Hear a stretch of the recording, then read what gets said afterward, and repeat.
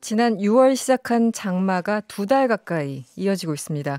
특히 지난 주말 남부권을 중심으로 강한 비가 내리면서요. 섬진강 그리고 낙동강의 둑이 무너졌고요. 그에 따라서 피해가 심각한 상황이죠. 앞으로 장마 상황은 어떨지 계명대학교 지구환경학과 김혜동 교수님과 이야기 나눠보도록 하겠습니다. 교수님 안녕하세요. 예, 반갑습니다. 네, 안녕하세요. 안녕하세요. 예. 지금 대구에 계신 건가요? 예, 그렇습니다.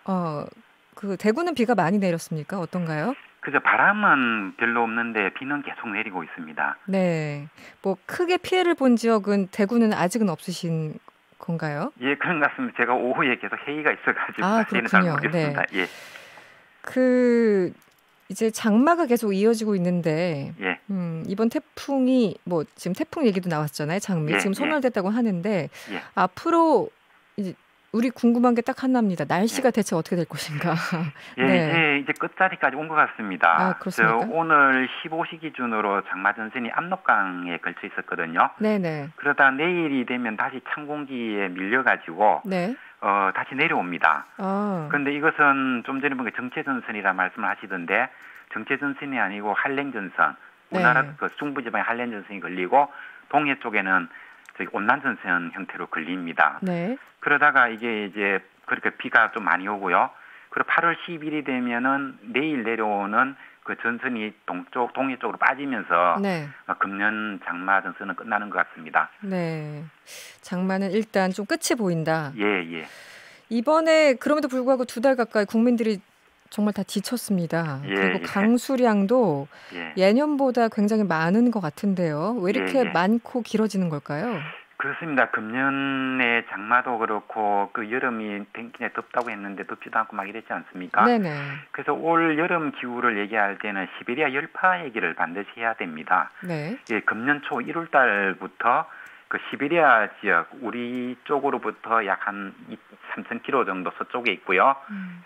북위 60도 정도 위치를 하고 있는데 네. 이곳에서 온도가 굉장히 높게 형성이 되었습니다. 네. 그러면 이제 그 상공에 올라가면 편소금 파동이라는 게 있거든요. 네. 그래서 이게 시베리아 쪽에 고온이 되면은 그 남쪽에 있는 공기가 그쪽으로 치고 올라갔다는 얘기거든요. 네. 그리고 북극권에는 찬 공기가 이렇게 모여 있는데 시베리아 쪽에서 이게 뜨거운 공기, 남쪽의 공기가 치고 올라가 버리니까 네. 북쪽에 갇혀 있던 공기는 어디론가는 내려와야 되겠죠. 네. 그게 딱 우리나라 쪽으로 내려온 겁니다. 동아시아 쪽으로. 베링에서부터 일본 큐슈까지 찬 공기가 쭉 내려왔고 네. 그것이 지금까지도 버티고 있었던 거죠.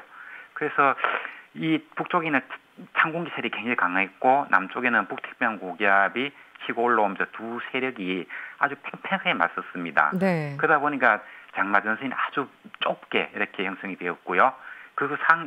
그리고 또 우리나라 남해안 쪽에 보면 대만 앞바다에서부터 대기의 강이라 해가지고요. 네. 그 북태평양 고기압 가장자리를 따라가지고 수증기가 굉장히 많이 보급이 돼가지고 네. 그것이 장마전선상에서 강한 폭우로 내렸습니다. 그래서 요약하자면 네. 금년 여름에는 시베리아 열파가 과거에 볼 수 없었던 이런 이상현상이 나타났고 그것이 올 여름 기후를 결정했다 이렇게 말씀드릴 수 있겠습니다. 이 시베리아 열파라는 개념이 좀 어렵긴 합니다만 좀 최대한 쉽게 설명을 해주시면 기본적으로 이번에 이제 장마도 길어지고 여러 가지 문제들이 발생하니까 기후 변화와 연관시켜서 생각하시는 분들이 많습니다. 이것도 그 일종인가요? 기후 변화의 영향인가요?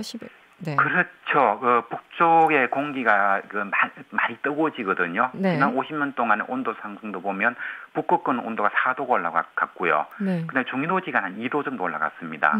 그러니까 북극 지방하고 남쪽 지방하고 온도 차이가 줄었죠. 네네. 그 온도 차이가 준다는 얘기는 기압 차이가 준다는 얘기고 네. 그렇게 되면 편수풍 파동이 남북으로 굉장히 사행을 합니다. 네. 북쪽의 공기가 남쪽으로 많이 내려오기도 하고 네. 남쪽의 뜨거운 공기가 위로 치고 올라가기도 하고요. 그래서 이게 여름만 이상한 것이 아니고 겨울에도 시베리아의 공기가 서울보다 더 뜨거운 따뜻한 이런 일이 막 생기는 거거든요. 네네. 이게 결국 지구온난화 영향이라고 볼 수가 있습니다. 그럼 앞으로도 우리가 그동안 경험하지 못했던 여러 유형의 이상 기후들이 계속 되겠네요. 교수님. 그렇죠. 금년에 생겼던 시베리아 열파가 앞으로 더 기승을 부릴 수도 있겠죠. 네. 그렇게 되면 금년보다 여름보다도 더 심한 폭우의 여름이 될 수도 있거든요. 그래서 앞으로 지금부터 올 여름을 생각한다면 2016년, 2018과 같은 엄청난 심각한 폭염의 여름이 되든가 네. 혹은 작년이나 올해와 같은 폭우 여름 양쪽 중에 하나가 될 가능성이 많고요.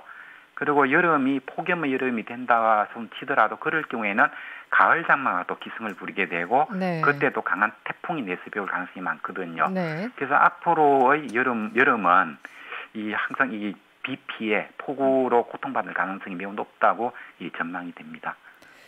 이게 굉장히 좀 불행하네요. 폭우 그렇죠. 아니면 폭염 그 예, 사이에서 좋은 날씨는 기대할 수 없는 겁니까? 예, 매년 여름은 참 고통스러울 것이다 그렇게 생각하는 게 좋을 것 같습니다. 아, 그렇군요. 교수님 말씀 들으시면서 문자가 왔어요. 황영성님. 예, 일기예보 갈수록 어려워지는 게 당연하겠습니다. 기상청도 예. 항상 슈퍼컴퓨터 놔두고 뭐 하냐 하는데 참 힘들겠어요. 사실 이제 저희들 인터넷 뭐 댓글들이나 보면은 오보청이다, 뭐 예. 소거룩 소위 뭐 구라청이다, 뭐 이런 말들을 하는데 예. 교수님이 보시기엔 어떻습니까? 이거는 기상청의 잘못은 아닌가요? 어떻습니까?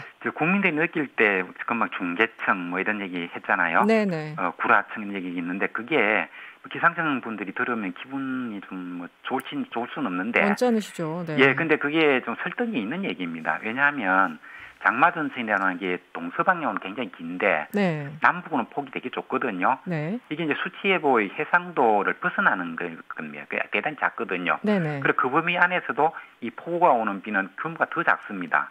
그래서 일본, 미국, 유럽 뭐 어떤 나라든지 간에 이 여름철에 내린 이런 폭우가 내릴 가능성까지는 말할 수가 있는데 네. 이게 언제 올 것인가 어디에 떨어질 것인가 하는 것은 예보가 굉장히 어렵습니다. 이게 오늘날 현대 기상학의 네. 한계거든요. 네네. 그래서 다른 나라도 어떻게 하는가 하면은 큰 비가 올 가능성이 있다고는 얘기는 하지만 실제로 어디가 오는가 하는 거는 그 현상이 나타나고부터 예보를 합니다. 네. 이런 방식을 나우 캐스팅이라 얘기를 하거든요. 그 현상이 생기고부터 이제 어디에 비가 떨어진다, 강도가 네네네. 얼마나 높다 이렇게 말할 수가 있거든요. 그러니 국민들이 보면 중계청이죠. 근데 그렇군요. 근데 기상청 잘못이라기보다는 현대 기상학의 한계고 자연이 가지고 있는 하나의 특성이다 그렇게 봐야 될 것 같습니다. 뭐 결국은 이제 인간이 만들어 놓은 어떤 그 상황에 대한 대가로 표현하신 분들이 참 많잖아요. 그렇죠. 그렇다면은 지금 예. 교수님께서는 도시기후학을 전공하셨고 예. 공부를 하고 계신데 예. 그동안 뭐 날씨 데이터 이런 것들은 좀 무의미해진다는 느낌이 많이 들어요. 그렇죠. 과거와는 다른 그런 패턴이 계속 나타나고 있습니다. 예를 들면 제가 가을 장마 좀 전에 얘기했잖아요. 네네. 이 가을 장마가 일본에서는 탁월하지만 우리나라에서는 거의 존재를 인정 안 할 정도로 약했거든요. 근데 지금은 여름 장마보다도 네. 원래는 여름 장마가 강했는데 네네. 작년이나 재작년 그 전에 보면은 여름 장마보다도 우리 가을 장마가 더 강하고 비가 더 많이 오고 이런 현상이 생기거든요. 네. 그러니까 계속 바뀌는 거죠. 알겠습니다. 예. 앞으로 저희들은 무엇을 대비해야 될까요, 교수님? 마지막으로요. 네. 예, 그렇죠. 좀 전에 제가 이런 폭우 현상 같은 경우는 가능성은 얘기할 수 있지만 시간과 양은 예보할 수 없다 이런 얘기를 했잖아요. 네네. 그렇기 때문에 기상청에서 어떤 포텐셜 예보, 가능성을 얘기를 하면 그때부터 우리가 긴장을 하고 기상청에서 나오는 추가적인 정보에 귀를 많이 기울여야 됩니다. 네. 그리고 일기예보를 기상청이 반드시 수시간 전에 확실하게 맞춰야 된다는 이런 좀 그 미련은 버리는 게 좋겠습니다. 알겠습니다. 냉정하게 평가를 좀 해주셨군요. 예. 네, 지금까지 계명대학교 지구환경학과 김해동 교수였습니다. 오늘 고맙습니다. 예, 고맙습니다.